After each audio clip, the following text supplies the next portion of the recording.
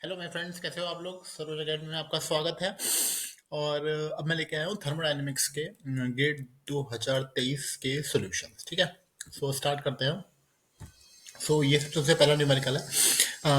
We have to consider a mixture of two ideal gases X and Y with molar masses M X is equal to 10 और M Y is equal to 20 kilo mole. ठीक है, respectively in a container.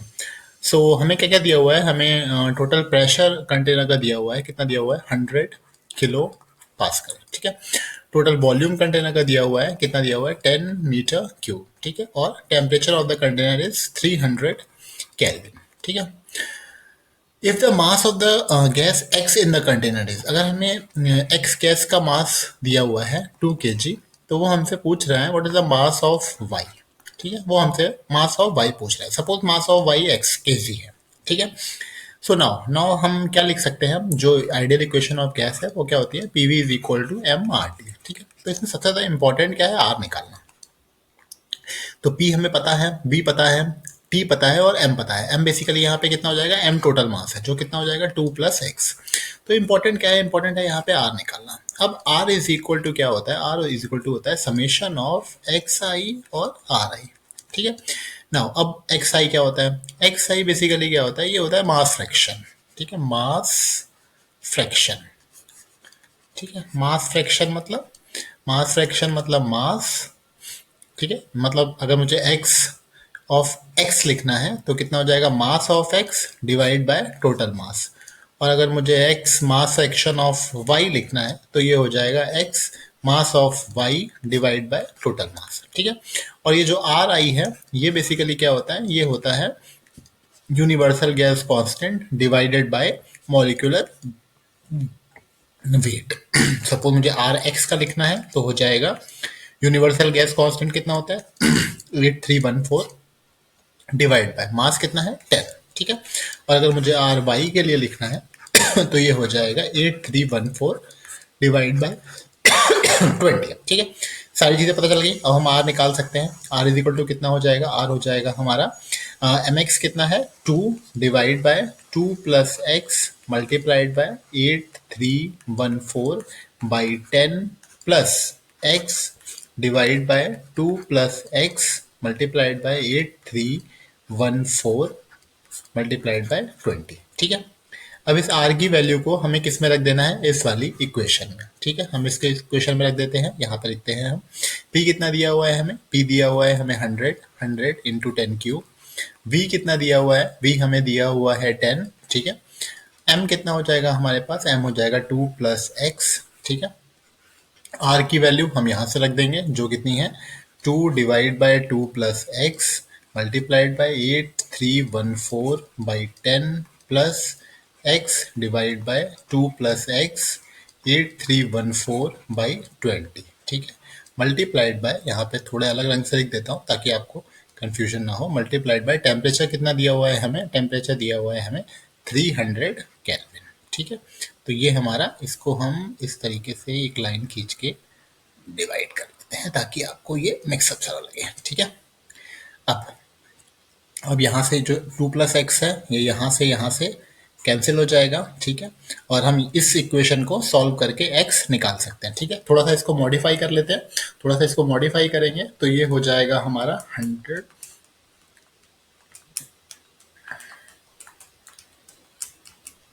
ठीक है, इसको modify करेंगे तो ये आ जाएगा 0.4 is equal to 2/10 plus X by 20। ठीक है, इसको सॉल्व कर लेंगे तो हमें एक्स मिल जाएगा। एक्स हमें कितना मिल जाएगा? एक्स हमें मिल जाएगा 4 4 kg। ठीक है, तो हमारा आंसर कितना हो जाएगा? 4। ठीक है। तो इस तरह का एक और सवाल गेट में पहले भी पूछा जा चुका है, तो आप उसको भी एक बार प्रैक्टिस कर सकते हैं।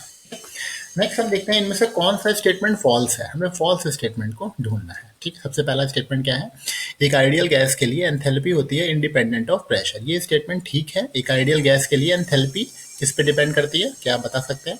अगर आपको पता है तो आप बताइए कमेंट में। एंथैल्पी किस पे डिपेंड करती है? सिर्फ और सिर्फ टेम्परेचर पे। और इंटरनल एनर्जी किस पे डिपेंड करती है? इंटरनल एनर्जी भी सिर्फ और सिर्फ टेम्परेचर पे डिपेंड करती है। For an ideal gas. ठीक है, नेक्स्ट देखते हैं, for a real gas for growing through an adiabatic reversible process, the process equation is given by pv raised to the power gamma। ठीक है, तो ये एक्सप्रेशन जो है हमारा गलत है। This expression is valid for a ideal gas. ठीक है, अच्छा, एक रियल गैस और एक आइडियल गैस में डिफरेंस क्या होता है?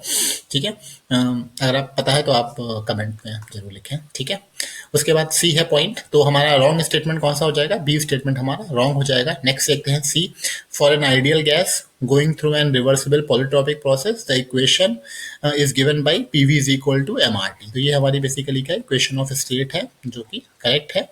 और any real gas behaves as an ideal gas at sufficiently low pressure and high temperature. ठीक है, so this is a right statement, at sufficiently high temperature. ठीक है, तो ये एक सही स्टेटमेंट है, कोई भी रियल गैस लो प्रेशर या हाई टेम्परेचर पे एक आइडियल गैस की तरह बिहेव करती है। ठीक है, तो इसमें फॉल्स स्टेटमेंट सिर्फ हमारा बी वाला हो जाएगा। ओके, नेक्स्ट देखते हैं।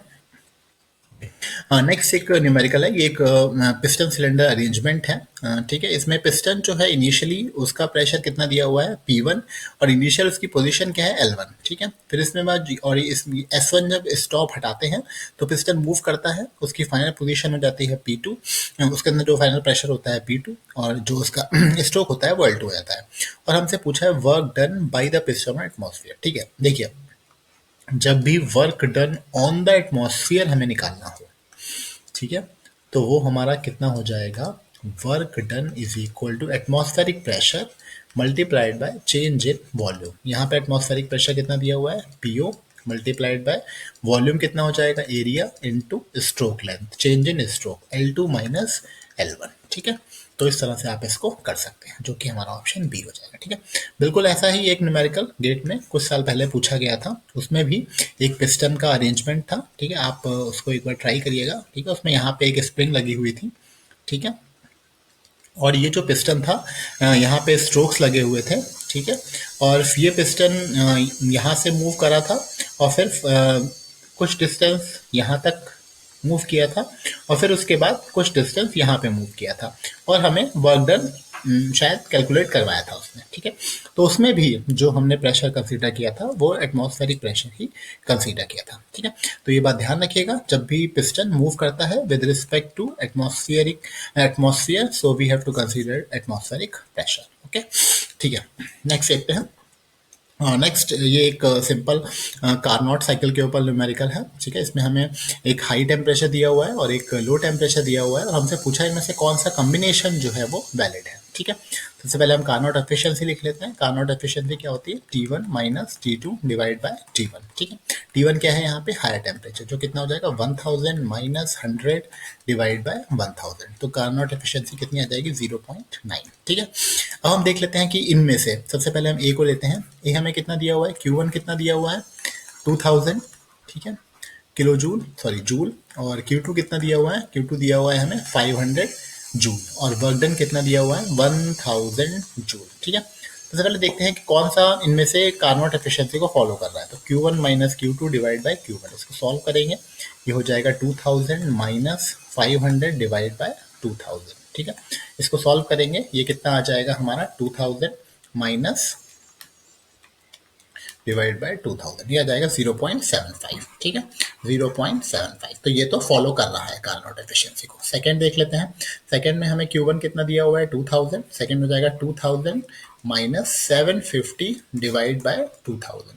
यहाँ पे हम देखेंगे कि कार्नोट एफिशिएंसी जो है हमारी वो कितनी आ रही है, इसको हम सॉल्व करेंगे तो ये आ जाएगा हमारा 0.625। ठीक है, तो ये भी हमारा फॉलो कर रहा है। तीसरा देखेंगे सी में हमें दिया हुआ है 6000 माइनस 500 डिवाइड बाय 6000। ठीक है, इसको सॉल्व करेंगे हम लोग, 6000 माइनस 500 डिवाइड बाय 6000। ठीक है, तो ये आ जाएगा हमारा 0.9166, जो कि कार्नोट एफिशिएंसी से ज़्यादा है, तो ये हमारा वैलिड नहीं है। इसके बाद 6000 माइनस 600 डिवाइड बाय 6000। ठीक है, तो ये हो जाएगा 6000 माइनस 600 डिवाइड बाय 6000। ठीक है, तो ये आ जाएगा 0.9। इसकी भी एफिशिएंसी कार्नोट से ज़्यादा है या कार्नोट के बराबर है। ठीक है, तो अब हमारे बचते हैं सिर्फ ये दोनों। अब इन दोनों में हम वर्क डन निकाल लेते हैं, तो इसके लिए हमें 0.75 इज इक्वल टू W/Q1। तो यहाँ से हमारा वर्क डन कितना आ जाएगा? वर्क डन आ जाएगा 7 Q1 हमारा कितना है 2000, तो 0.75 इंटू हम कितना कर देंगे 2000, तो ये आ जाएगा हमारा 1500। तो वर्क डन आ जाएगा 1500 जूल, जो कि इससे मैच नहीं कर रहा, तो ये ऑप्शन सही नहीं है। दूसरा देखते हैं 0.625 is equal to W upon Q1। This implies W is equal to Q1 कितना दिया हुआ है 2000, तो 0.625 इंटू 2000 करेंगे तो हमारा कितना आ जाएगा 1250। तो ये हमारा वैलिड है, तो हमारा करेक्ट ऑप्शन हो जाएगा ऑप्शन बी। ठीक है, नेक्स्ट देख लेते हैं। नेक्स्ट हमारा क्या है, ये एक डिफ्यूजर है। ठीक है, इसमें इनलेट और आउटलेट की हमें कंडीशन दी हुई हैं, इनलेट की और आउटलेट की कंडीशन दी हुई है, और हमसे पूछा है कि यहाँ पे वेलोसिटी कितनी होगी, U2 U1 से ज़्यादा होगा कि U2 U1 से कम होगा। ठीक है, अगर आप इसे डायरेक्टली देखेंगे तो आपको लगेगा कि ये एरिया ज़्यादा है, तो यहाँ पे वेलोसिटी जो है वो कम होनी चाहिए। ठीक है, लेकिन ऐसा बोलने से पहले हम मैक नंबर इसका चेक करते हैं। मैक नंबर क्या होता है, बेसिकली मैक नंबर होता है v divide by actual velocity divide by sonic velocity, जो कि होती है गामा आर टी। ठीक है, तो पहले हम चेक करेंगे इसका मैक नंबर कौन सी रेंज में लाई कर रहा है। मैक नंबर लेस देन 0.3 है या मैक नंबर ग्रेटर देन 1 है। ठीक है, ये हमें चेक करना पड़ेगा, और उसी के अकॉर्डिंग हम बता पाएंगे कि U2 U1 से कम है या U2 U1 से U2 U1 से ज़्यादा है या U2 U1 से कम है। तो अब हम सबसे पहले इसमें टी निकालेंगे। टी निकालने के लिए हम क्या यूज़ करेंगे, जो हमें इनिशियल कंडीशन दी हुई है T1, वो कितना हो जाएगा P1 divide by row are. ठीक है, अब P1 कितना है 100 इंटू 10 क्यूब डिवाइड बाय रो कितना दिया हुआ है 1.2। अब यहाँ पे R कितना हो जाएगा, R हमें नहीं गिवन है R, लेकिन उसने हमें दे रखा है कि ये एयर है, तो एयर के लिए R कितना हो जाता है 8314 डिवाइड बाय 29। अब यहाँ पे ये 29 कैसे आया, मॉलिक्यूलर वेट ऑफ एयर कितना होता है 29। ठीक है, इसलिए यहाँ पे 29, इसको सॉल्व करेंगे तो ये 287 आ जाएगा। ठीक है, 287 जूल पर केजी केल्विन। ठीक है, तो उसके बाद इसकी वैल्यू यहाँ पुट कर देंगे। आर की वैल्यू कितनी है 287। ठीक है, तो ये हो जाएगा 1.2 इंटू 287, यहाँ पे पुट कर देंगे, इसको सॉल्व करेंगे तो हमारा टेम्परेचर कितना आ जाएगा डिवाइड बाय 287 डिवाइड बाय 1.2। ठीक है, ये आ जाएगा 290 केल्विन। ठीक है, अब हम मैक नंबर को कैलकुलेट करेंगे। ठीक है, तो मैक नंबर कितना हो जाएगा, Mach number is equal to velocity हमें कितनी दी हुई है, वेलोसिटी हमें दी हुई है 400 डिवाइड बाय गामा कितना है 1.4 इंटू आर कितना है 287 इंटू टी कितना है 290। ठीक है, आप इसको सॉल्व करिए तो ये कितना आ जाएगा 1.4। ठीक है, आप इसको अपने आप से भी सॉल्व करके एक बार देखा करें। तो हम इसको सॉल्व करेंगे तो एक्चुअली ये 1.17 आता है। ठीक है, जो कि ग्रेटर देन 1 है, यानी कि ये फ्लो कैसा है, flow is supersonic, flow is super sonic. और अगर फ्लो सुपरसोनिक होता है तब अगर एरिया इंक्रीज होता है तो वेलोसिटी भी इंक्रीज होगी, तो U2 U1 से ज़्यादा होगा और P2 भी P1 से ज़्यादा होगा।